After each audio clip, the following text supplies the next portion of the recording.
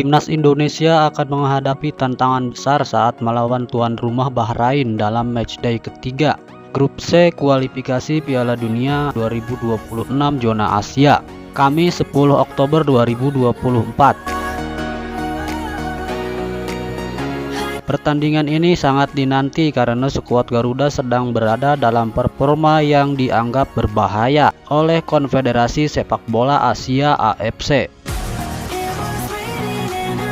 AFC dalam pernyataan resminya pada Senin 7 Oktober 2024 menyoroti kekuatan Indonesia yang mampu memberikan ancaman serius kepada tim lawan.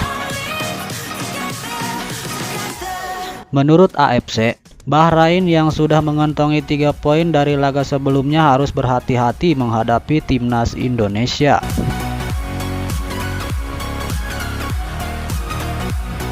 Bahrain dengan 3 poin akan menyambut Indonesia yang berbahaya, tulis AFC dalam laman resminya.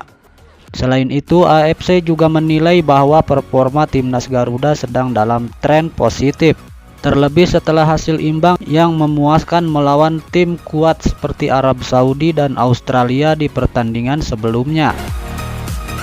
Dan Indonesia mengincar lebih banyak poin lagi setelah menahan imbang Arab Saudi dan Australia dalam pertandingan pembuka mereka, tambahnya. Sementara itu, pelatih timnas Bahrain Dragan Talajic mengakui bahwa skuad Indonesia dihuni oleh pemain-pemain berkualitas internasional yang memperkuat klub-klub di liga top Eropa hingga Amerika. Mereka memiliki beberapa pemain dari liga top Belanda, satu di Inggris, satu lagi di Australia, dan kiper di Amerika Serikat. Ini adalah skuad internasional, kata Talajic. Laga melawan Bahrain ini akan menjadi bagian dari 2 pertandingan tandang berturut-turut bagi Indonesia. Setelah bertanding di Bahrain pada Kamis 10 Oktober 2024, Timnas Garuda akan melanjutkan lawatan mereka ke Cina pada Selasa 15 Oktober 2024. 2 pertandingan ini diyakini akan menjadi ujian berat bagi anak asuh Sintayong, mengingat Bahrain dan Cina adalah lawan yang kuat di level Asia. Meski demikian, dengan skuad yang semakin solid, Indonesia bertekad meraih hasil positif dan melangkah lebih jauh di kualifikasi Piala Dunia 2026. Di saat timnas Indonesia sibuk dengan kualifikasi Piala Dunia 2026 dengan lawan yang sudah ditentukan, timnas Malaysia melalui Federasi Sepak Bola Malaysia (FAM) masih sibuk mencari lawan tanding dan berencana menghadapi 2 negara sebagai lawan uji coba pada FIFA Matchday Oktober 2024. Namun hanya dapat 1 lawan saja, sisanya menolak.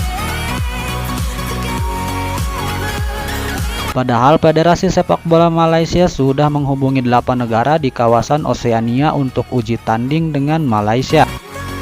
Setelah melakukan lobi-lobi, ada 1 wakil Oseania yang tertarik menghadapi skuad Harimau Malaya, julukan Timnas Malaysia. Negara yang dimaksud adalah Selandia Baru. Sesuai jadwal, laga Selandia Baru versus Malaysia digelar di Auckland, Selandia Baru pada Senin 14 Oktober 2024. Sayangnya, hanya Selandia Baru yang bersedia menghadapi timnas Malaysia bulan ini. Padahal FAM telah melemparkan proposal penawaran kepada 8 negara Oseania sebagai lawan uji coba. Dari 8 negara yang ditawarkan, 6 tim Oseania yang menolak timnas Malaysia adalah Kepulauan Solomon, Fiji, Tahiti, Kaledonia Baru, Vanuatu, dan Papua Nugini. Lantas, kenapa timnas Malaysia mendapat penolakan dari Fiji dan kawan-kawan?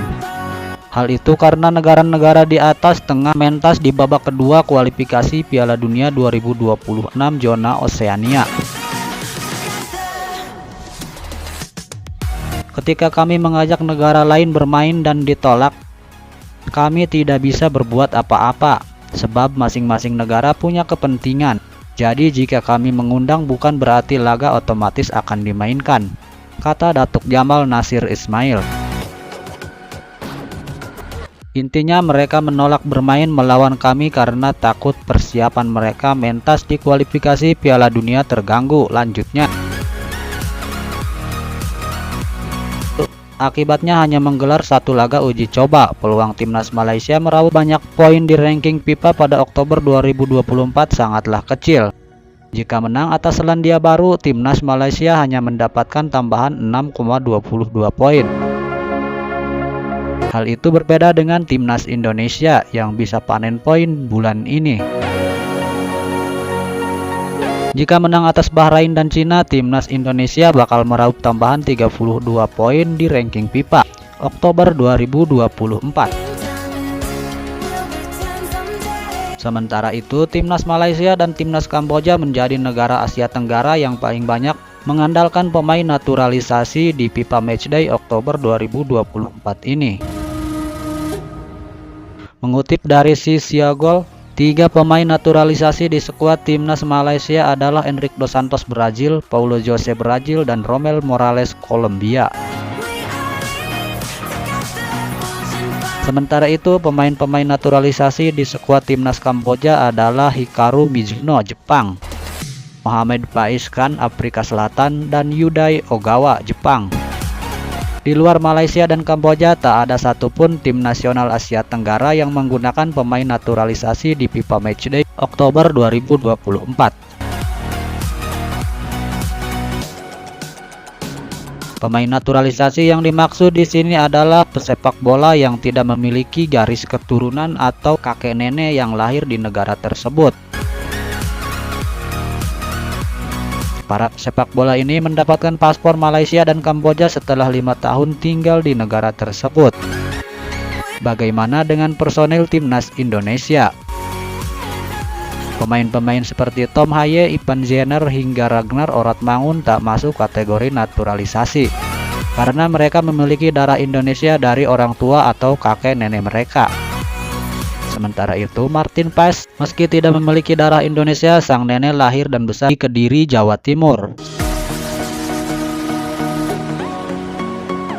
Sekarang, menarik menanti aksi para wakil Asia Tenggara di FIFA Matchday Oktober 2024.